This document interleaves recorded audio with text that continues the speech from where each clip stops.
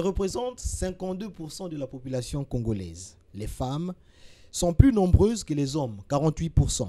Pourtant, elles demeurent dominées en nombre surtout dans les administrations, dans les institutions et même dans la composition des gouvernements. Au Congo, par exemple, sur un total de 36 ministres, les femmes ne sont que 8. Vous avez bien entendu, 8. Parlons alors des quelques femmes qui réussissent et qui aujourd'hui font la fierté de leur famille, de leur contrée, de leur pays, mais également de leur continent. Comment vivent-elles la supériorité numérique masculine dans les administrations et quels sont les obstacles auxquels elles font face? Les femmes leaders, c'est d'elles qu'on parle essentiellement aujourd'hui. Bonsoir à tous et bienvenue dans Afrique et Jeunesse. Aujourd'hui, essentiellement, 2 invités. Il était prévu qu'il soit 3, mais il y a une autre qui est malheureusement occupée et qui ne sera pas là. D'abord, Maître Philippe Bassinza, elle est avocate au barreau de Pointe-Noire, coordonnatrice du programme La Femme d'abord. Et aujourd'hui, elle est avec nous. Bonsoir, madame. Bonsoir, monsieur. Sinon, ça va? Vous allez bien? Oui, ça va bien, merci. Merci d'être là. Je vais très bien et je vais toujours bien. Notre deuxième invité, on ne le présente plus. Nino Ngwama, écrivain très fécond dans les idées, auteur de plusieurs œuvres. Celui qui nous intéresse ici aujourd'hui, c'est certainement le dernier né, c'est comment aider les femmes qui aspirent à la grandeur. Et on aura le temps de décrypter ce livre, de le découvrir au fur et à mesure dans cette émission, parce qu'aujourd'hui, c'est le 8 mars. Voilà, c'est le 8 mars aujourd'hui. Alors, Monsieur Ninos, bonsoir. Bonsoir Mathé, bonsoir à tous les téléspectateurs que nous aimons et qui nous aiment aussi. Merci d'être là aussi. On est très content de t'avoir une fois de plus ici à NTI. Merci. Alors, avant de toucher le vif de notre sujet, moi, je voudrais inviter les téléspectateurs à suivre ce tellement que la régie nous propose, étant donné que c'est le 8 mars. Ah, Seigneur, il y a ça, en tout cas, il y a ça. Donc, le 8 mars, il y a ça. Il y a ça.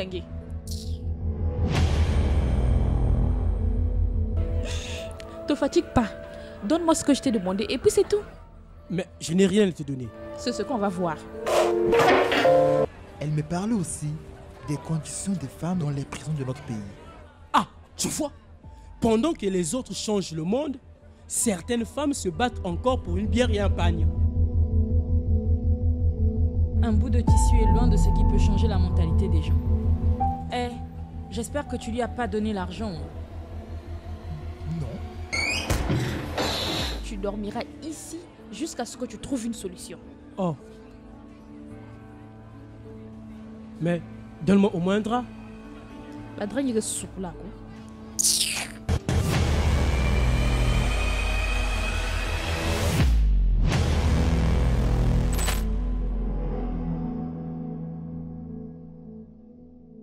Très bon film. La conscientisation, c'est le fond de la chose. Je vous invite à suivre le film, ça vous aidera certainement. Alors, moi, je voudrais commencer par quelque chose de très important pour que ceux qui nous suivent comprennent effectivement de quoi on parle. Monsieur Ninos, c'est qui la femme leader? La femme leader, c'est celle que nous voyons partout. Celle des campagnes? Non, c'est celle que nous voyons partout. C'est-à-dire? Vous savez, le leadership est né de la femme. Hein? Le leadership est né de la femme.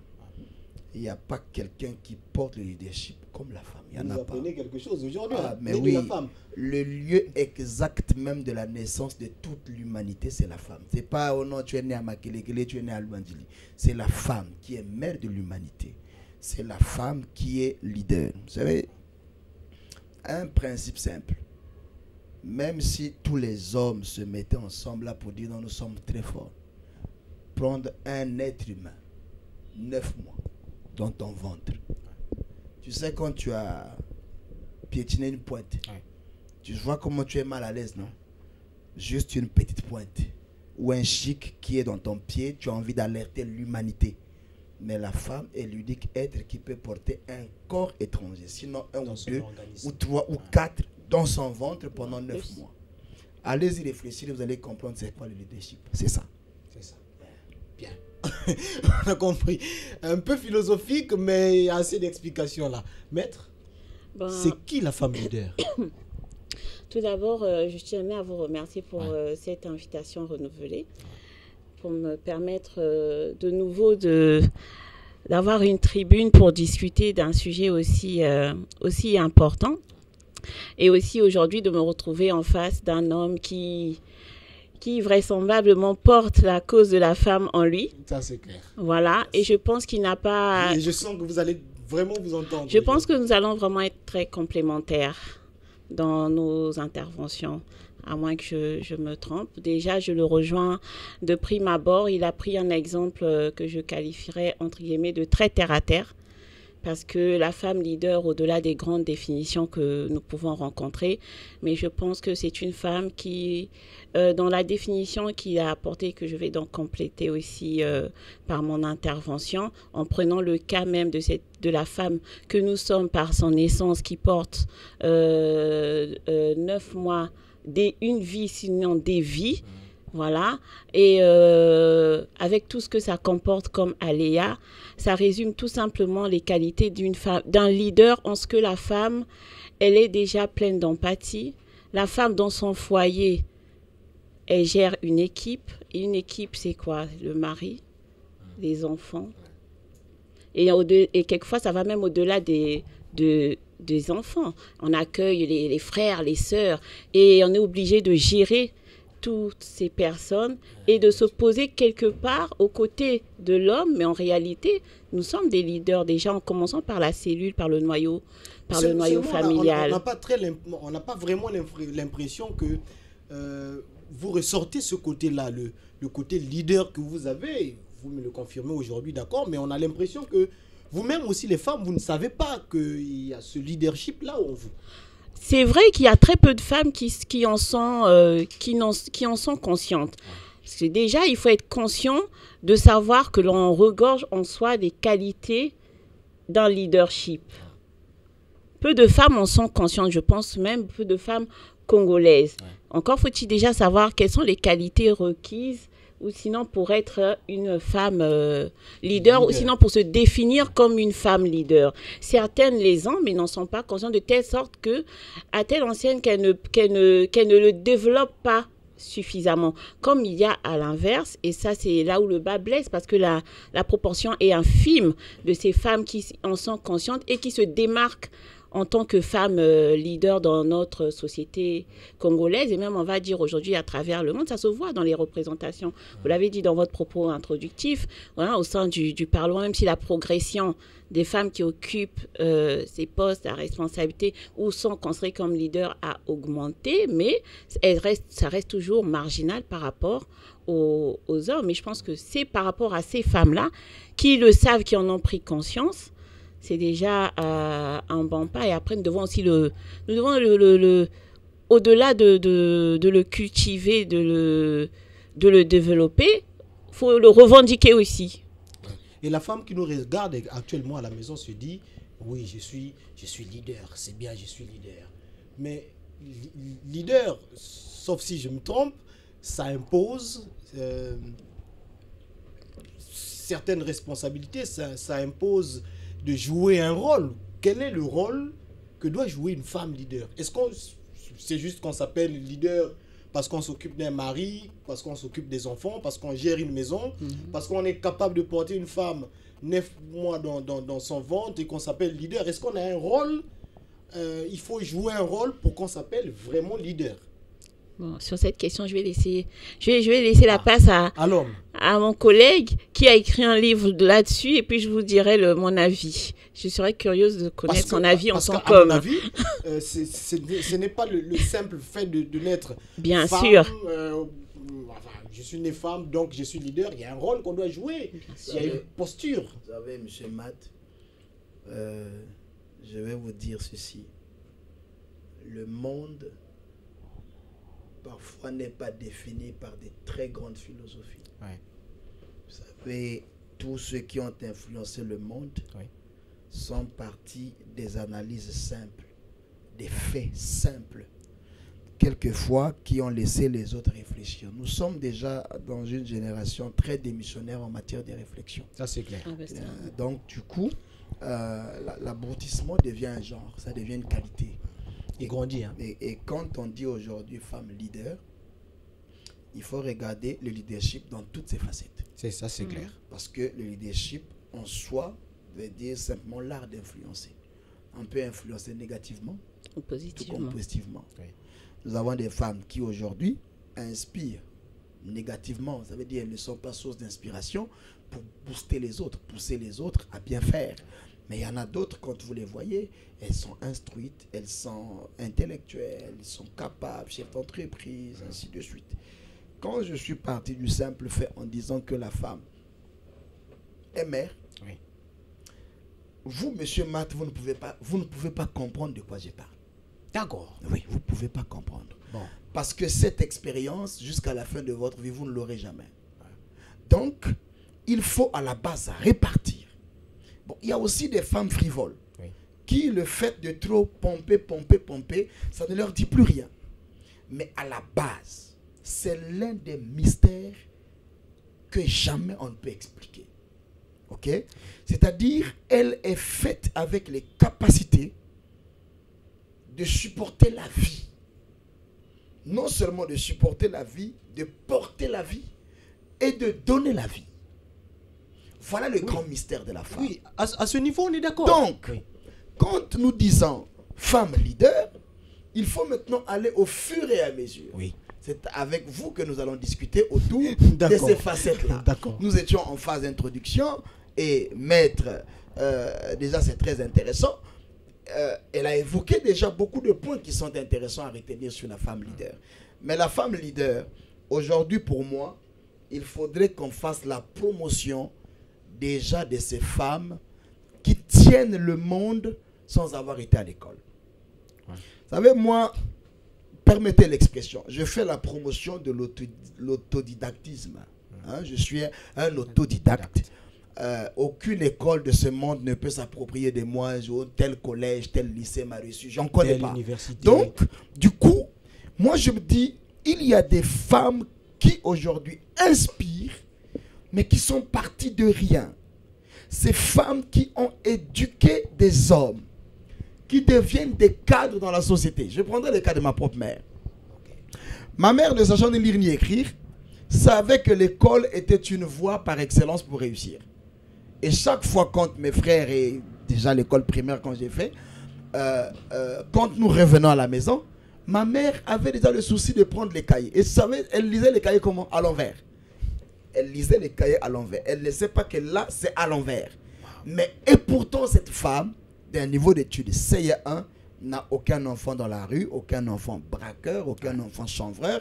C'est-à-dire, tous ont été bien éduqués. Aujourd'hui, nous avons initié dans ma structure, le groupe international Coach en Scène, nous avons initié le trophée d'émergence continentale Philomène Vumbi. Oui. C'est-à-dire, cette femme, durant des semi-analphabètes qu'elle est, porte aujourd'hui un trophée. D'ailleurs, beaucoup de femmes leaders ici au Congo ont déjà bénéficié de ce trophée d'émergence continentale.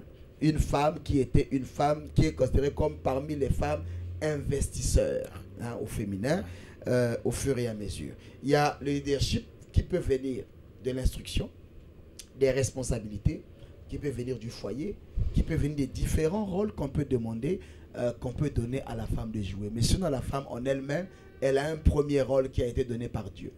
Vous savez, le rôle donné par Dieu de la femme, c'est qu'à la création, au commencement, Dieu, en pensant à la création de la femme, il dit, il n'est pas bon que l'homme soit seul. Et Dieu donne le profil de la femme. Il dit, je lui ferai une aide. Donc, la femme, déjà, depuis la création, a un rôle. C'est celui de jouer le rôle d'aide. Elle doit être aide et non fardeau. Donc, du coup, Dieu n'a pas dit, je lui ferai un fardeau semblable. Il a dit, je lui ferai une aide semblable. Alors, tout au long de l'émission, je crois que nous aurons le temps maintenant d'évoquer point par point sur le plan politique, parce qu'à l'introduction, vous avez dit que les femmes, c'est une minorité en politique, mais c'est un véritable combat. Vous savez, mon combat aujourd'hui en tant que coach politique, j'accompagne plein d'autorités politiques à travers le continent, mais il y a une forte représentation aujourd'hui sur le plan intellectuel. Nous avons quand même des femmes par rapport à hier. Ça, c'est clair. Les femmes étaient... Il y a une évolution. Non, il faut féliciter. Il faut féliciter les femmes. Aujourd'hui, quand maître est là, moi, c'est fini. Je n'aurai plus d'avocat. Je n'aurai plus d'avocat femme, homme. C'est fini. Elle, avec elle, on va traiter de vrais deals et ça va aller. Quelle flatterie. Ça, c'est clair. Alors, maître, moi, je vous considère comme une femme leader. C'est pas toutes les femmes qui sont aujourd'hui avocates, ça c'est clair. Vous ne trouverez pas dans les rues de Pointe-Noire ou de Brazzaville toutes les femmes avocates. Toutes les femmes ne peuvent pas être avocates. Déjà, ça nécessite beaucoup d'études. Et vous êtes un exemple à suivre aujourd'hui. Alors moi, ce que je voudrais savoir, c'est est-ce que le leadership féminin est accepté? Est-ce que vous, les femmes leaders, vous êtes acceptées dans vos différentes administrations? Vous, là où vous travaillez, par exemple, au barreau de Pointe-Noire, est-ce que vous êtes acceptée comme étant une femme leader, respectée? Merci pour cette question. Tout d'abord, je voudrais mais avec certitude, vous dire que je ne me considère pas tant, merci pour cette considération, mais je ne me considère pas tant encore aujourd'hui comme une femme leader. Pas encore. Pas encore. Vous rêvez de ça, mais... quand bien même j'aspire à l'être, voilà, parce que je ne vais pas me cacher de dire les choses comme elles sont. Mais voilà, mais je pense que j'ai encore, pour atteindre beaucoup d'efforts à fournir, les objectifs que je me suis fixés, il reste encore du chemin à parcourir. Donc je me dois par conséquent d'être modeste et suffisamment humble pour... reconnaître que je ne suis pas encore, même si j'ai déjà parcouru un bon chemin, parce qu'il est vrai que je pense que toutes les femmes aujourd'hui peuvent être ce qu'elles aspirent à devenir, du moins ce qu'elles souhaitent devenir. Voilà. Et tout part de... Et ce que je voudrais savoir, c'est que est-ce que vous êtes acceptée en tant que femme dans votre rôle d'avocate? Aujourd'hui, il est constant que dans la profession d'avocat, puisque nous abordons le cas particulier de ma profession, il y a bien plus d'hommes que de femmes. Oui, ça, c'est clair. Voilà. Mais je ne pense pas que la minorité des femmes soit due à la non-acceptation de l'entrée des femmes dans la profession. Non, je ne pense pas. Il faut dire les choses aussi comme elles sont. Je ne pense pas que ce soit dû à cela. Aujourd'hui, je pense que s'il y a moins de femmes qui sont représentées au niveau, je vais prendre du barreau de prendre, et même quand on prend à l'échelle nationale, il y a toujours bien plus d'hommes que de femmes. Mais je pense que c'est parce que peu de femmes aspirent à exercer cette profession, et laquelle, je vais vous dire, et je le reconnais, n'est pas forcément aisée à exercer pour une femme. Elle est liée à beaucoup de contraintes. C'est-à-dire que les hommes sont mieux placés pour exercer cette profession-là. Non, je ne dirais pas aussi que les hommes sont mieux placés parce qu'aujourd'hui, je suis une femme et je l'exerce. Pour ma part, c'est la profession que j'ai toujours rêvé d'exercer depuis toute petite, et j'ai réalisé un rêve. Je me suis battue, j'ai poursuivi ce rêve jusqu'à le réaliser. Est-ce que ce n'est pas aussi ça le problème de la femme aujourd'hui? On pense que pour l'homme, ce n'est pas un problème. L'homme peut le faire sans aucun problème, mais pour les femmes... J'allais en venir. Pour en rester sur le cadre de la femme avocate, s'il y a très peu de femmes, c'est parce que peut-être beaucoup de femmes dans leur tête disent que je ne peux pas exercer cette profession. Déjà, quand on vous fait état des années d'études, en plus de la spécialisation, si encore on veut être une femme qui va pousser jusqu'au doctorat ou avoir tel et tel autre diplôme pour se parfaire, sans compter le passage à l'ENAM, parce que c'est un véritable parcours du combattant, plus la période de prestage, la période en tant qu'avocat stagiaire, cette période transitoire qui est de 3 ans et au cours de laquelle je suis, parce qu'après, il y a l'inscription au grand tableau en tant qu'avocat à la cour, il faut vraiment être une femme déterminée, parce que je pense que si ça, une femme leader, c'est une femme qui a des objectifs, précis, mais qui est aussi qui a suffisamment d'empathie, qui sait aussi se remettre en cause, humble, et une femme qui, en parlant d'influente, forcément, qui inspire. Et là où je voudrais, pour en revenir un peu dans le propos tout à l'heure de mon interlocuteur, je ne retiendrai, moi, pour ma part, que la femme leadership qui est représentative des bonnes valeurs. C'est vrai qu'il y en a certaines qui, dans leur domaine, n'inspirent pas forcément de bonnes choses. Ça, c'est pourquoi je dis, bon, ça reste après un avis subjectif, ça dépend des uns et des autres. Et les femmes leaders ne sont pas que celles, là où je le rejoins, ne sont pas celles qui ont forcément étudié ou ont fait de longues études, parce que les leaders, nous les retrouvons dans toutes les couches sociales.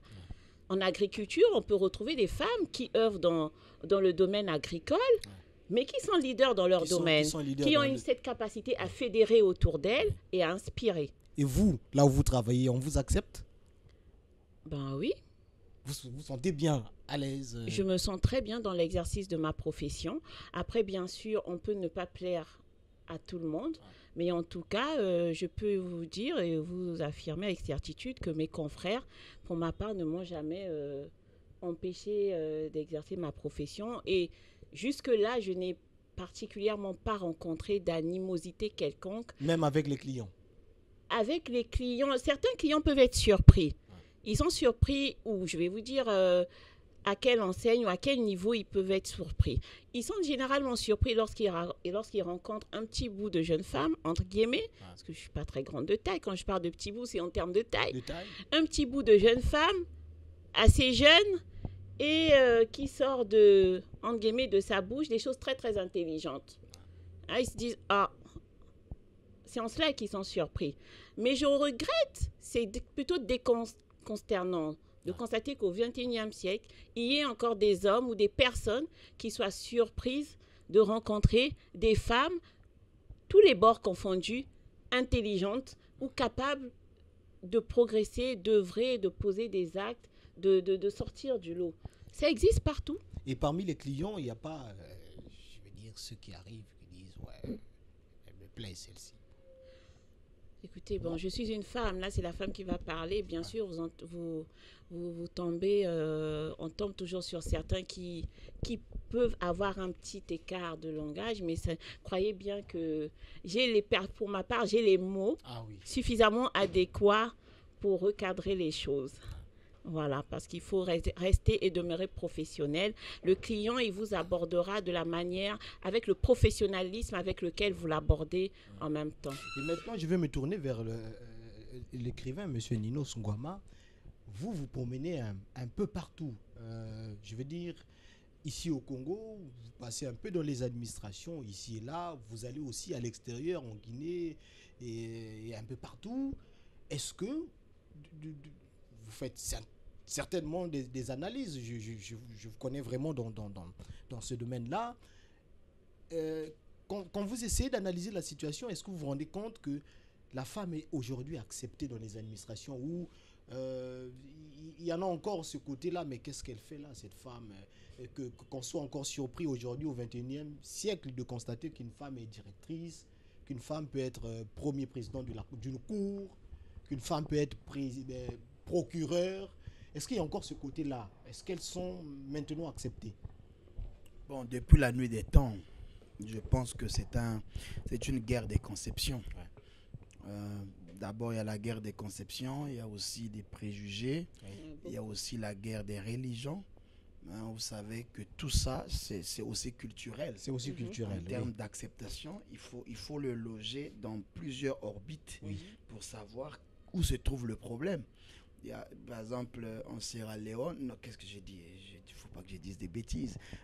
En Arabie Saoudite, rien que prendre le volant pour une femme, ça vaut beaucoup de processus. Conduire.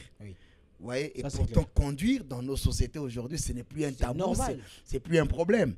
Mais il y a des sociétés dans lesquelles on est resté esclave des conceptions dans lesquelles la femme n'a pas de place. La femme ne peut pas être acceptée. Vous voyez, donc aujourd'hui, mais au Congo, il y a une très grande avancée, très significative. Nous avons des femmes mères, nous avons des femmes ministres. et une très grande représentation au niveau de l'Assemblée nationale quand même. Ce qu'elle n'accepte pas. Voilà, donc aujourd'hui. le problème de la femme, c'est un problème de conscientisation. De plus en plus, il faudrait que les femmes cessent de se victimiser parce qu'elles ont écouté longtemps un évangile qui les a placées au plus bas de l'échelle. Mais celles qui écoutent un évangile contraire, ça veut dire un discours contraire, essayent de se mettre sur une position et elles deviennent une vitrine, elles deviennent un phare. Nous avons des femmes aujourd'hui qui défendent des causes. Nous avons aujourd'hui des femmes qui, sur le plan performance, compétence, même si on mettait des hommes à côté, il n'y a pas égal. Il n'y a pas égal. Oui. Et là, vous venez de souligner des avancées vraiment importantes. Vous parlez de la très grande représentativité à l'Assemblée nationale, les fonctions ministérielles, mais sauf que elles, les femmes, n'acceptent toujours pas ça. Non, nuance. Moi, je vais me permettre de rebondir au propos de mon interlocuteur. Effectivement, ça ne vous suffit pas, le fait d'être il y a ministre effectivement une très grande avancée, parce qu'il faut le reconnaître. Par rapport aux années précédentes, aujourd'hui, la représentativité des femmes a vraiment s'est accrue. Il y a une très grande avancée. Mais n'empêche que, c'est là où il faut nuancer, ça, c'est pas suffisant. Mais vous êtes ministre aujourd'hui. Non, il suffit pas d'être ministre. On n'est pas ministre pour être procureur. Ministre. Il suffit, parce qu'il faut être ministre. Reconnaître à la femme la capacité de pouvoir occuper un poste ministériel, mais pas des moindres. Du moins, les portefeuilles les plus importants. Or, c'est là où le bas blesse. Et c'est là où est mon propos. Là où le bas blesse, c'est que au Congo, même s'il est vrai, et ça je le dis, notre constitution d'abord a commencé par elle-même, elle prône ce leadership féminin parce qu'on nous reconnaît dans notre constitution. Il y a de grandes avancées qui ont été faites au Congo d'un point de vue législatif. Il y a des cadres qui ont été mis en place et qui reconnaissent à la femme le droit de travailler, l'égalité au travail. Elle peut aussi être présidente de la République. Mais justement, c'est là où par contre, je le rejoins. Sur beaucoup de points, je rejoins mon interlocuteur en face parce qu'il y a le poids de la société. L'acceptation ou non vient déjà du poids traditionnel, de ce que l'on pense qu'une femme n'est pas capable. Mais je suis désolée, manifestement aussi, même au sein du Parlement, pourquoi ne confie-t-on pas la gestion du portefeuille ministériel de la défense à une femme? Vous avez occupé, le portefeuille du ministère de la Santé. Oui, mais ça, ce sont numérique. Des profils. Ce sont des profils types que l'on attribue généralement aux femmes. Je ne sais pas si vous allez me contredire, mais c'est le profil type. C'est pourquoi je considérais qu'il y aura une véritable avancée le jour où on confiera la gestion d'un portefeuille ministériel, ces portefeuilles que l'on qualifie de stratégiques, à une femme. Parce que la santé est tout autant stratégique. Comme la défense au niveau national est aussi stratégique. Les finances sont aussi stratégiques. Parce qu'aujourd'hui, les femmes sont aussi capables que les hommes. Les femmes sont aussi capables que les hommes. Il y aurait une véritable avancée si un jour dans ce pays, on confierait, le ministère, ne serait-ce que notre ministère de tutelle, le ministère de la Justice à une femme. C'est ce que vous voulez. Un jour, oui. Il y a beaucoup de femmes qui sont capables d'assumer ce poste. Oui, je n'en doute pas. Il y a beaucoup de femmes. Beaucoup de femmes déjà qui brillent déjà au sein de cette société, de femmes leaders, qui peuvent assumer ces postes ministériels stratégiques. Mais hélas, nous sommes freinés par nos considérations sociétales. La femme, elle ne peut pas, le poids de la tradition. La femme, des fois, on nous qualifie de trop émotive. Effectivement, oui, nous sommes enclins à nous laisser aller à nos émotions. Mais c'est justement, par contre, les femmes, comme a su le dire, monsieur, pour ne pas écorcher votre nom, s'il vous plaît, monsieur Ninos Ngouama, celles qui s'abreuvent d'un évangile, qui les exhortent à ne pas se victimiser, à prendre conscience de leur capacité, de leur potentiel, celles-là, justement, doivent s'approprier leurs droits et être à même capables, par conséquent, de revendiquer. Nous ne devons pas être dans une position attentiste. C'est à ces femmes, déjà celles qui sont dans les parlements, dans ces instances, de briguer, de militer, de constituer un lobbying suffisamment puissant pour œuvrer un jour à ce qu'une femme soit nommée à de... Une femme soit nommée. Je Oui. vais tout de suite enchaîner avec l'autre question. Quels sont les obstacles auxquels vous, les femmes, donc je parle des femmes leaders, les obstacles auxquels les femmes leaders font face? Ben, l'obstacle, je ne vais pas pouvoir vous faire une liste exhaustive parce Oui. qu'il y en a tant de Prenons d'abord sur le plan professionnel. de raisons, mais sur le plan professionnel déjà, ce sont les hommes. Les hommes, L'obstacle, c'est l'homme. quand je dis les hommes, pas parce que pour vous prendre de manière en dualité, non, mais parce que les hommes, par leur manière de réfléchir, certains hommes pensent ipso facto que parce que c'est une femme, elle est limitée, elle ne peut pas. Parce que c'est une femme, elle doit faire assez, mais pas trop. Dès que tu en fais trop, on te rappelle que tu es une femme. On te rappelle que justement tu es des fois, une c'est femme. vous-même aussi, hein. C'est vous-même aussi que vous mettez ces barrières-là. Oui. Ah ouais, vous savez, moi, je suis une femme, Bon, je peux pas beaucoup faire de comme l'homme, hein. beaucoup de femmes se mettent ces barrières. Mais pour celles qui sont justement leaders, qui sont dans un certain ou dans leur milieu professionnel ou sinon dans leur domaine d'activité, elles, ce sont des femmes qui inspirent, qui influencent, qui guident, qui orientent, qui rassemblent. Ces femmes, souvent, font face à les premiers obstacles. C'est la mentalité. Et souvent, la mentalité, certes, des hommes, mais je peux aussi relever la mentalité de certaines femmes. Parce que souvent, la femme elle-même est le frein d'une autre femme. Ouais. Monsieur Ninos, les obstacles auxquels les femmes font face. Philippe est en train de dire des choses importantes. Et je pense que je vais la rejoindre sur ce propos. Moi, je pense que c'est vrai, il y a l'homme. Mais en grande partie, il n'y a pas que l'homme. Il faut d'abord traiter le problème de la femme elle-même. Oui. Oui. Parce que la femme elle-même est d'abord un problème. Oui.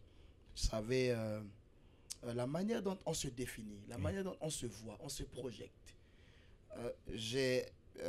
Dans plusieurs de mes conférences, j'ai un module que je donne souvent. J'ai dit affirmer pour être confirmé. Oui. Vous savez, la place que vous voulez qu'on vous donne, Oui. personne Il n'est faut- prêt sur la il faut- terre à quitter sa place. Il faut pour vous la l'arracher. céder. Il faut l'arracher. Et aujourd'hui, les obstacles, il y en a beaucoup. Mais la femme elle-même est d'abord le premier obstacle. Ouais. Et elle ne croit pas en elle. La femme, elle souffre de la crise d'identité. Et la femme... Elle croit Ah, déjà qu'elle ne peut pas faire comme l'homme. Des Oui. mots, mais là, M-A-U-X très, très Ouais. violent. Hein? Je vais peser mes mots parce que je suis un homme genré. Oui. Donc, si j'ai 15 conférences, 13, je les ai tenues avec des femmes. Oui. Donc, aujourd'hui, je suis le promoteur de la conférence Femmes Spéciales, Femme spéciale. qui est Il n'est pas mature, hein. un des grands Non, programmes. il est très loin d'être mature. Il est très loin d'être mature. Des femmes d'Afrique et de la diaspora. Donc, Exact. bref, mais chaque discussion tenue avec une femme, même quand elle est ministre, c'est-à-dire que même quand elle est ministre, tout le monde, ah, madame la ministre, ah, tout ça, mais il viendra une minute où elle va lâcher. C'est-à-dire que vous allez vous retrouver comprenez? face à une femme, mais c'est pas possible, mais pourtant elle est maître. Mais pourtant elle est ministre, elle est députée. Ça fait quand même mal de voir C'est clair. que cette crise d'identité ne lâche pas la femme. Donc, il y a beaucoup de choses aujourd'hui. Il y a non seulement la crise d'identité, il y a l'ignorance, mais il y a aussi le manque de volonté d'affronter. Oui. Vous savez, Oui. ça aussi c'est un problème. Aujourd'hui, Philippe, elle va dire, elle est avocate, mais si vous regardez dans son processus scolaire, il y a certainement d'autres collègues femmes qui avaient démissionné il y a longtemps. À longtemps. Mais si elle tient jusqu'aujourd'hui en tant qu'avocate, c'est qu'elle a eu le courage d'affronter vents et marées pour arriver aujourd'hui, même venir devant ces caméras-là. Vous savez combien de femmes, si vous les prenez, elles vont vous dire, non, écoutez, vraiment, ça c'est les problèmes des politiciens. Et on pense que même défendre une cause, il faut être politique. Et pour moi, Non. la femme leader n'est forcément pas la femme politicienne. Non, Parce non, que non. celles qui sauvent les vies dans les maternités, ces Oui. sages femmes, elles sont leaders. Ces leur femmes domaine. qui aujourd'hui ne savent pas tenir une comptabilité ou manipuler un logiciel si elles comptent, mais qui du jour au lendemain, en vendant les arachides, tiennent une économie, envoient les enfants dans des pays étrangers, étudier, construisent des cadres. Mais ce sont des femmes leaders. Oui. Mais nous avons aujourd'hui, nous sommes à l'ère de l'art. C'est-à-dire, nous n'allons plus considérer les gens comme leaders par rapport à leur profil intellectuel, mais par rapport à leur rendu. Ça veut dire ce qu'elles sont capables de rendre. Nous avons des femmes aujourd'hui, il y a le football féminin aujourd'hui qui prend de l'ampleur, Ça, c'est clair. mais c'est un secteur de leadership qui était réservé aux hommes. Aux hommes. Mais Oui. aujourd'hui, nous, je ne sais pas si vous Et suivez là, ça ce- ici. et là, ce évolue Congo- de plus en plus. Et là, au Congo, on ne brille pas, les femmes ne brillent pas dans ce domaine, ou sinon très peu, non? Mais vous devrez... En termes de football féminin. Il faut Euh, toujours savoir que le leadership serait semblable à l'époque de la ségrégation raciale. Vous savez, à l'époque où on nous traitait des indigènes, je suis panafricaniste et je le rappellerai toujours que nous avons notre place en Afrique et les mœurs africaines nous rappellent toujours que nous avons notre force, notre façon de voir les choses. Et à l'époque de la ségrégation raciale, Oui. l'homme de couleur n'avait pas de place. Mais si c'était cette génération démissionnaire face à ses droits, je pense que nous ne serons pas ce que nous sommes devenus. C'est parce qu'il y a eu un temps où les hommes ont dit la vie ou la mort, ben nous vaincrons. Alors Voilà. ils se sont engagés dans le combat, mais nous avons des femmes aujourd'hui comme les Kim Pavita, des femmes qui ont mené des luttes, Des luttes. des luttes. vraies luttes. Lutte de libération. Des luttes, Il ouais. suffit d'avoir une seule femme élite dans un domaine, 10 000 Pour peuvent se inspirer, joindre. voilà, pour Voyez-vous, inspirer. aujourd'hui, elle est avocate. Si elle est seule à Pointe-Noire, je sais qu'elle n'est pas seule, c'est un exemple, mais si elle est seule à Pointe-Noire, d'autres femmes peuvent caresser le rêve de devenir avocate en la voyant elle aujourd'hui. Donc, il faut que les femmes ne renoncent pas à leurs rêves, parce que c'est le renoncement aux rêves qui aussi avortent des leaders. Et les leaders naissent des temps de crise, dans des temps aussi difficiles comme les nôtres, où le leadership masculin, même en politique, a échoué. Il faut Oui. aujourd'hui que nous ayons, même au Congo, parce Oui. que quand nous regardons aujourd'hui la politique du chef de l'État et autres, tout ça, c'est vrai, il est là, on est venu, on l'a trouvé, mais à un certain moment, le monsieur peut dire, je dépose l'éponge, je voudrais que désormais, qu'il y ait quand même une première femme au Congo qui sera chef de Premier- l'État. Et moi, je serais prêt à donner ma voix pour une femme Ah, qui sait. Mais je serais C'est prêt. très bien ça. Et je serais prêt à accompagner Dès ces lors qu'elle femmes. est compétente Ouais, et qu'elle ils fait, aiment ça, elle fait les ses femmes. preuves, Oui, les c'est, femmes ça aiment reste, ça. ça, non, parce que sans vouloir vous couper, je pense pas qu'il y ait même des questions de genre en ce qui concerne les compétences. Voilà. Parce que la femme, elle est capable. Et là, c'est... Mais monsieur, il est très loin d'être macho. Je pense qu'il a même compris. Il a compris la femme dans son essence. Je ne sais pas, je pense que votre femme, elle doit être heureuse sur ce point. Elle ne devrait pas avoir affaire à trop de difficultés, de compréhension, en tout cas. Parce que les femmes, il est vrai, elles ne sont pas... Très peu sont courageuses. Très peu sont courageuses. Mais en parlant de crise d'identité, bon, je ne vais pas être aussi sévère, radical. Non, Je ne vais pas être aussi sévère, je vais- radical, parce que est-ce que c'est je pas pense Moi, la je qu'elles vais, savent. je vais Est-ce que ce n'est pas rebondir la sur vérité? ça. Non. Je vais rebondir Elles sur sont- ça. elles sont Pourquoi pas- En parlant de crise on va pas- identitaire, est-ce que c'est pas la vérité? je vais rebondir sur ça. Pourquoi? Dans mon petit métier de coach, j'entretiens des femmes. Oui. Mais vous allez vous rendre compte que beaucoup de femmes, leur véritable problème est un problème lié à leur identité. C'est-à-dire, même quand vous croyez en elles, Ah, ça c'est clair, parce que vous êtes aussi Elle-même- comme un médecin. voilà, elles-mêmes, elles vous rappellent que oui, vous me donnez trop de place, mais moi, je ne suis pas capable. Elles démissionnent d'elles-mêmes alors que vous croyez en elles. C'est souvent ça le grand problème. C'est-à-dire, Oui. la crise d'identité, ce n'est forcément pas dire que on est médiocre, on n'est pas Non, capable. moi, je vois pas ça. Mais là. c'est cette souffrance, cet écart-là. Moi, je nuancerais plutôt. C'est comme je si on nuancerais méconnaît plutôt- le côté fort qu'on a en Mais soi. sauf que moi, je Voilà. nuancerais plutôt. Je ne parlerai pas en termes de crise d'identité, pour moi, qui est une expression assez radicale, parce que je ne pense pas que la femme du 21e siècle et même la femme congolaise aujourd'hui soit dans une phase de crise identitaire. Je pense que je parlerais plutôt de manque de confiance en soi pour être un peu moins pour être un peu moins âpre. Non, c'est même pas nous caresser dans le sens du poil. Parce que les femmes, je suis même d'accord avec vous, mais je pense que moi je qualifierais ça plutôt de manque de confiance en soi. Beaucoup de femmes manquent de confiance en elles pour se dire qu'elles sont capables de porter des causes, qu'elles sont capables de se battre, qu'elles sont capables aujourd'hui de se tenir devant une foule et défendre leurs convictions, qu'elles sont capables d'œuvrer dans ceci ou dans cela. Et malheureusement, et il est vrai que certaines femmes ont besoin de se le rappeler, qu'on le leur rappelle tout le temps. D'où l'intérêt des coachings. D'où l'intérêt des coachings. C'est pour cela qu'il faut répartir sur un mot simple: confiance en soi, acceptation de soi, estime de soi. Voilà, estime de soi. Donc, elles doivent briser les plafonds de verre, les limites qu'elles s'imposent souvent elles-mêmes. Mais justement, coach, si un lion ne sait pas qu'il est un lion et qu'il peut... qui peut dévorer une gazelle. Est-ce que ce n'est pas, une gazelle, une antilope, est-ce que ce n'est pas une crise identitaire? Non, ce n'est pas tant une crise identitaire. C'est parce que le lion, les femmes que nous sommes, nous savons que nous sommes capables. Nous savons que nous sommes capables, mais nombreuses d'entre nous ont juste besoin d'être boostées. Ont juste besoin de ce petit boost. D'où l'intérêt, par exemple, pour moi, et j'en profite, permettez-moi de promouvoir le programme au sein duquel je suis la coordonnatrice. Oui. Parce que nous avons différents profils de femmes au sein de ce programme. Et quasiment toutes, sont conscientes de leurs valeurs. Et justement, mais ça c'est dans votre organisation. Ce qui leur manque, c'est le boost. C'est cette petite, je vais dire quand même, charge électrique qui va leur faire prendre conscience, un éveil de conscience pour leur dire que vous êtes capables. Nombreux savent, elles nous ont déjà dit, je suis capable de faire ceci, je suis porteuse de cela, mais je ne sais pas par où commencer. Mais j'ai peur de commencer. Voilà. Oui. Mais essaie. Elle essaie. C'est ce qui est curieux. C'est ce qui est d'autant plus curieux. Elle sait qu'elle est capable, mais elle ne sait pas par où commencer. Ça, c'est à un certain niveau.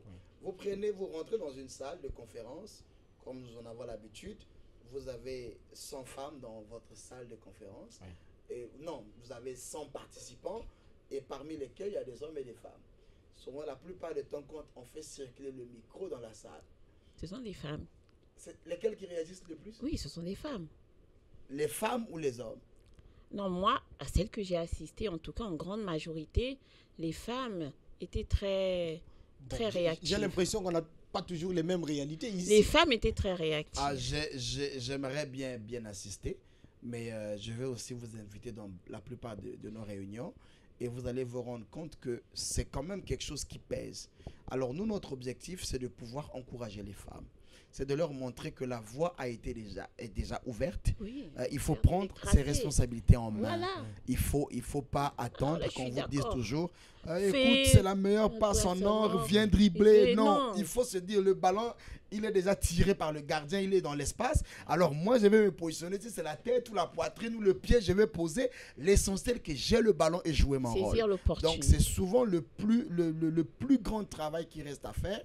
Je pense que c'est un travail de conscientisation, élever le niveau d'alphabétisation, et réduire le taux d'analphabète au milieu femmes, encourager les femmes à aller à l'école, à chercher l'instruction, parce que l'instruction est à la portée de tous, de plus en plus à se faire coacher, et aussi les femmes devraient de plus en plus avoir des cercles de réflexion qui devraient élever les intelligences. Parce que moi, je ne pense pas que Philippe, là où elle se trouve, qu'elle doit se frotter avec des femmes qui ne sont pas de son rang. Mais peut-être bien aussi, il faut ça. Non, mais justement, pour qu'elle les tire vers l'avant. Voilà, ça peut être nuancé. Il est vrai que pour ne pas stagner, on est quand même obligé, après, dans cette optique d'instruction, d'intégrer des milieux, sinon de femmes qui tirent vers le haut. Mais pour autant, pour l'avocate que je suis aussi, dans le cadre de ma profession, on côtoie type Tout le de monde, couche sociale et par cette même occasion, par ce biais, on sensibilise. On sensibilise. En tout cas, chaque fois que j'ai l'occasion d'être confrontée ou sinon de rencontrer des femmes qui n'ont pas forcément étudié, c'est l'occasion pour moi, franchement, de prêcher la bonne parole. Hein, de prêcher la bonne parole, de sensibiliser, d'éveiller les consciences et tout ce qui s'ensuit. Mais il est certain, et je me dois de le reconnaître, que nous, les femmes, nous nous victimisons assez souvent. Et je peux vous dire que ce genre de femme, un jour je l'ai dit à une cousine, elle m'énerve. Je suis une femme moi-même, et ce genre de femme, elle m'énerve. Je n'en déplaise aux téléspectatrices qui nous suivent, c'est pas parce que ça ne doit pas paraître arrogant ou pris d'une certaine pris d'une certaine manière, mais c'est pour dire, quand je dis que ça m'énerve, c'est parce que je sais que nous les femmes, on est capables. Donc, bouge-toi, bougeons-nous. Sortons de nos sentiers battus. Mais il faut parce que comme vous l'avez dit, comme vous l'avez dit, certaines femmes, elles ont carrément besoin d'être bousculées. Le coach Sandy Wexler dit souvent, l'unique moyen de faire comprendre certaines choses, c'est de parfois hausser le temps. C'est de savoir parfois prendre un temps qui ne correspond pas. Vous avez l'impression que vous avez affaire à un gourou, mais et pourtant c'est pour réveiller la grande qui dort en vous. C'est-à-dire aujourd'hui, moi je crois à toutes les femmes qui nous suivent. En tout cas, je suis un homme genré. Je crois à la femme analphabète, intellectuelle, instruite ou pas, de tout bord. Je crois en la femme et je sais que la femme est capable de beaucoup de choses, mais il faut lui aménager un certain espace de réflexion. Amener certaines femmes, par exemple, à construire leur argumentaire. Elles ont des belles idées, mais elles ne peuvent pas les transmettre. Elles ne peuvent pas les structurer. Celles-là ont besoin d'être coachées. Il y a d'autres encore qui doivent apprendre les techniques de prise de parole en public. Il y a d'autres aussi qui doivent construire leur leadership et leur management. Donc, à tout bout de chemin, nous devrons inventer les hommes, sinon réinventer les hommes dont nous avons besoin. Et nous croyons à la femme congolaise. Et la femme congolaise qui nous suit, coup de chapeau, vous êtes déjà assez majoritaire. Et pour cette année 2022, il y a les élections législatives. Moi, je crois qu'il y aura assez de femmes politiciennes qui vont s'élever. Bien. Et je sais que Philippe aussi va s'engager, même si sa profession ne va pas trop lui permettre. Mais au fur et à mesure, je crois qu'il faudrait que nous créions une fédération des compétences. Pour finir, je crois qu'il faut qu'il y ait une fédération des compétences. Parce que à chaque bout de chemin, quand nous arrivons quelque part, on se rend compte que le besoin y est. Le besoin de leadership est là. Et vous sentez de plus en plus les femmes à la quête du développement personnel. Pour celles qui sont avisées, elles sont à la quête, elles cherchent. Parfois, elles n'en trouvent pas. Mais aujourd'hui, je pense que nous sommes quand même dans une ville où ces choses-là existent aujourd'hui. Vous n'êtes pas obligé de payer des billets très chers pour aller nous suivre dans d'autres pays. Mais aujourd'hui, je pense que nous nous recommandons. Et ça va. Et effectivement, pour appuyer ce propos, pour dire que ces choses existent, encore récemment, en fin novembre, courant novembre 2021, il y a eu la fondation de Madame Danielle Sassou Nguesso qui est venue ici à Pointe-Noire, qui a organisé au Rocher des Âges, sur la route du Borbor, l'Académie du leadership féminin. C'est ça, c'est pour booster les femmes? Voilà, et c'était gratuit. Il est vrai que dans un premier temps, c'était payant, mais pour booster davantage les femmes à venir, à être encore plus nombreuses à venir assister et profiter de ces enseignements venant de diverses femmes qui étaient présentes avec des profils différents également d'hommes. Et vous pensez que c'est dans ces genres de regroupements que les femmes arrivent à se revenir? Oui. Pour celles qui en ont besoin, parce que chacune, toutes n'en ont pas conscience. Et pour celles qui sont d'autant plus ne savent pas que ça existe, pour nombreuses, c'était des découvertes. C'était une découverte de savoir qu'il y a justement des plateformes comme ça qui existent, qui permettent de venir s'instruire, de venir accroître sa confiance en soi, de prendre conscience de ce que, il y a déjà des femmes qui sont lancées là-dedans. Et Je tiens à saluer la fondation parce que moi-même j'y étais et pour autant, on n'arrête jamais d'apprendre. Hein. On n'arrête jamais On est d'apprendre. quasiment à la fin là. Donc j'exhorte dans le cadre de cette journée de 8 mars qui Et porte sur le leadership. J'ai eu à discuter à avec un œuvrer dans ce pasteur. sens. Un pasteur, il y a eu un débat dans ce sens-là. J'ai eu à assister à une conférence. J'étais là, il y a un pasteur qui s'adressait à son auditoire. Et ce jour-là, ce que j'ai essentiellement retenu, c'est que ce pasteur disait que la place de la femme, c'est dans la cuisine, c'est à la maison pour s'occuper des enfants, c'est tout. La femme ne doit pas aller travailler. Elle ne doit aller travailler que si son homme lui permet d'aller travailler. Que pensez-vous que pensez-vous de cette réflexion, de cette façon de voir les choses? Je vais dire à chaud à ce pasteur Oui. que si la place de la femme c'est dans la cuisine, qu'il se rappelle bien que aussi c'est dans la cuisine que se trouve le couteau. Ben ça c'est certain. Oui. Donc, Oui. si et seulement si vous renvoyez la femme à la cuisine, c'est dans la cuisine qu'elle fera tous les plans pour finir avec vous. Pour ne pas dire que la femme pourra faire du mal, mais pour simplement dire que la femme, depuis la nuit des temps, sa place n'a jamais été dans la cuisine. Sa place a été bien trouvée et définie, c'est à côté de l'homme. Donc, si les femmes pensent que, ou les pasteurs pensent que la place de la femme c'est dans la cuisine, eh ben, je pense que ils se sont trompés. Là, ils sont même contre ce que la constitution du créateur disait que la femme devait être aide, parce que si la femme doit être dans la cuisine, en tant qu'aide, donc la première place de l'homme c'est dans la cuisine et ensuite la femme vient l'aider dans la cuisine. Vraiment, à ce genre de propos, je tout à fait vraiment autant en rire, à défaut d'en pleurer. Je dirais que l'ignorance, comme on dit, l'ignorance tue. C'est assez meurtrier. C'est assez meurtrier. Quand je dis meurtrier, il ne faut pas l'entendre au sens premier, mais meurtrier parce que justement le tenir en plus, je l'imagine, ce pasteur, le tenir devant une assemblée, cet auditoire rempli de femmes qui souvent, puisque nous les pasteurs ici, certaines personnes les idéalisent et s'abreuver de pareilles ignominies, mais c'est meurtrier, c'est tuer la femme dans son essence, c'est assez rédhibitoire. Comment peut-on limiter ou sinon réduire la femme à la cuisine? Alors même que oui, pour repartir à l'histoire, mais quand on s'y réfère, la femme dans le fond, elle n'est pas qu'à la cuisine, elle est dans les champs. Dans les champs. Elle coupe le bois, elle va planter. Mais est-ce que ce bois, ce n'est pas pour la cuisine? Ah non, pas que. Mais c'est pour le ménage. Je ne dirais pas que pour la cuisine, mais c'est pour l'intérêt du ménage. Parce que tout le monde en profite.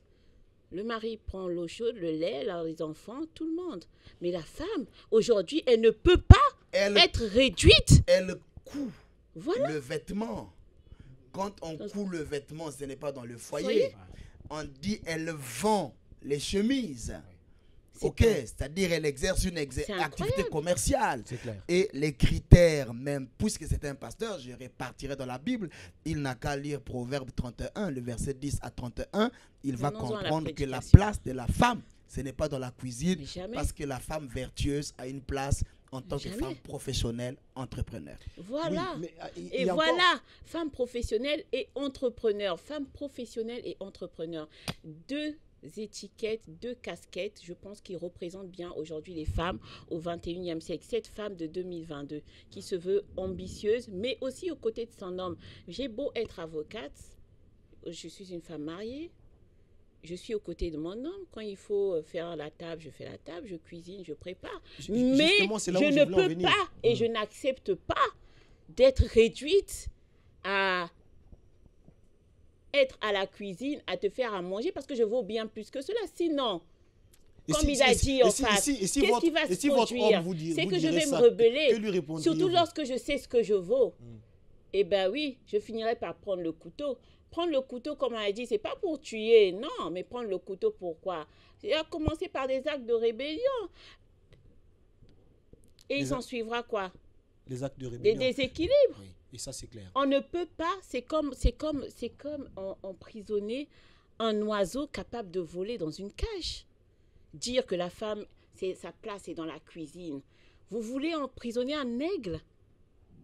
Parce que la femme, c'est c'est un aigle. Oui, nous sommes des aigles. Nous sommes des aigles. D'accord. Vous avons venez la de souligner capacité quelque de chose voler. de très important. Très, Vous très êtes haut. avocate, mais en même temps, vous vous occupez de votre mari, vous Oui. faites la table. Oui, Comment vous arrivez j'ai à un maintenir foyer. l'équilibre entre votre vie professionnelle et la vie de femme? Et Vous juste- servez la maison. Très bonne question, très bonne question. Et je pense que c'est une des caractéristiques des femmes leaders.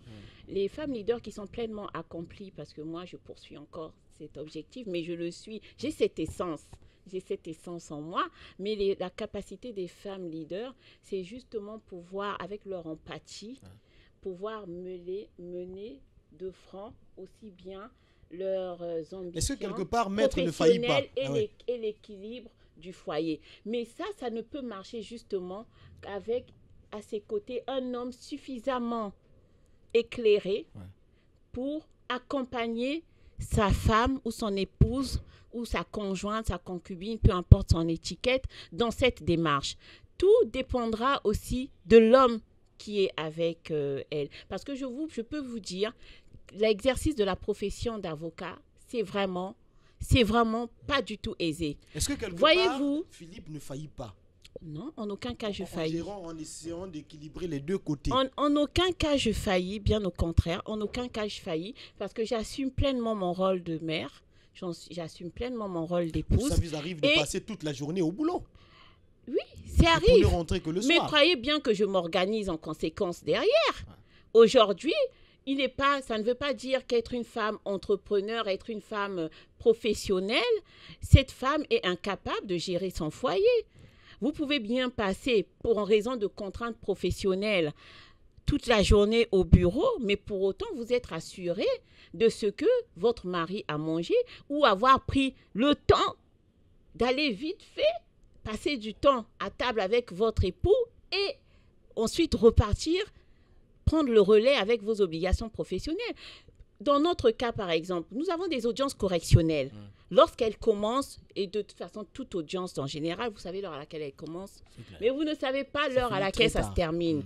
Et je prends vous quand les audiences criminelles, correctionnelles, des fois, ça peut se terminer jusqu'à 19h. Pensez-vous, avec un client qui est dans la salle, que je dois Dernièrement, on assister, était là jusqu'à 20h. donc je dois défendre les intérêts. Je vais dire, monsieur le président, s'il vous plaît, veuillez suspendre l'audience parce que moi, je dois rentrer à la maison faire le foufou de mon mari.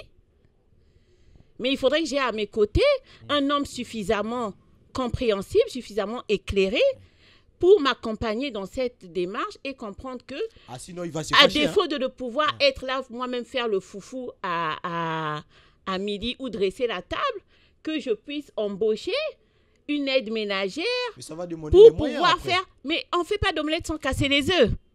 On ne fait pas d'omelette sans casser les œufs. Mais vous Je allez suis- lui demander de faire quelque chose d'un. On ne fait pas d'omelette sans d'impossible à casser limite. les œufs. On ne fait S'il pas n'a pas d'omelette les sans moyens, comment casser il fait? les œufs.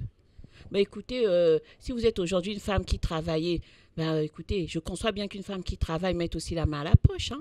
C'est- Ah bah oui. C'est aussi ça. Je ne fais pas partie de ces femmes qui attendent tout d'un homme. Vous pouvez assumer certaines charges pour alléger votre époux dans la mesure du possible, sans le dédouaner de ses responsabilités, bien sûr. Et oui, bien sûr, Voilà, faire attention pour que pouvoir la ménagère que faire vous allez en sorte- engager ne vienne pas vous ravir votre mari. Là, c'est toute une autre question parce Oui. que c'est là où il faut faire attention dans le choix de la personne, que l'on fait rentrer dans son intimité. Ça, c'est clair. Coach, on a fini. La régie me fait savoir qu'il est temps. On a malheureusement fini. Si il était question de donner un conseil de quelques secondes à la femme, quel conseil vous donneriez à ces femmes qui sont en train de nous regarder en ce moment? Construire la confiance en soi, Oui. l'estime en soi, Oui. l'acceptation de soi. Affirmer, s'affirmer pour être confirmé. Le leadership est une responsabilité. Et toute responsabilité, on l'assume. Donc, il ne faut pas être du côté de celles qui se victimisent au nom de la féminité. La féminité n'est pas une faiblesse, c'est un genre, c'est une position. Et affirmez-vous dans votre féminité. Développez votre puissance en allant vers des chemins de votre développement. Qu'est-ce qui est susceptible de générer des progrès? Parce que la femme, à la base, doit être un instrument de progrès et de développement social. Quelques secondes, maître. Un conseil à donner à la femme. Le conseil que je donnerais justement au-delà de la confiance en soi, c'est d'oser. Oui. Oser. Oser sortir des sentiers battus. Oser s'approprier, oser arracher la place qu'est celle de la femme aujourd'hui. Et ce n'est qu'avec cette force, ce courage suffisamment ancré en nous, parce qu'il ne l'est pas encore assez, que nous pourrons justement nous affirmer en tant que femme leader. Celle qui n'ose pas, celle qui n'est pas... Déjà, pour oser, quand tu n'oses pas, tu n'es pas capable de rassembler, tu ne peux pas inspirer. Celles qui inspirent aujourd'hui, ce sont celles qui ont osé hier. Osons et arrachons ce qui est à nous, approprions-nous ce qui est à nous. Donc, ne nous victimisons pas, justement. Ne nous victimisons pas. Ne nous victimisons pas. C'est ici que nous allons donc mettre un terme à cette émission. L'heure, c'est l'heure. La régie me fait savoir qu'il est temps. Malheureusement, on doit quitter le plateau pour laisser la place au programme de NTI qui vont continuer à s'enchaîner. Merci, monsieur Nino Songwama, d'être passé sur le plateau de NTI. Je rappelle que vous êtes écrivain, vous êtes un coach. Vous avez plusieurs casquettes que je ne citerai pas ici. Merci d'être passé en tout cas. Et l'autre invité, c'était Maître Philippe Bassinza. Je rappelle qu'elle est avocate au barreau de Pointe-Noire, coordonnatrice du programme La Femme d'abord. Maître, merci d'être passé. Ben, je vous en prie, c'est moi qui vous remercie. C'est donc la fin de cette émission. Je rappelle que la réalisation avait été assurée par Renaud Weiber, à côté sympathique Aikibi Brelmont. Merci d'être resté branché sur la chaîne interactive. Merci de nous regarder, de nous suivre. Merci d'éclairer vos sens, de comprendre effectivement que l'Afrique avance, de comprendre effectivement que l'humanité avance, de comprendre que la science évolue, et cette science qui a été déversée tout à l'heure ici sur le plateau d'Afrique et Jeunesse, elle est pour vous et c'est à vous de vous en approprier. Merci et à très bientôt.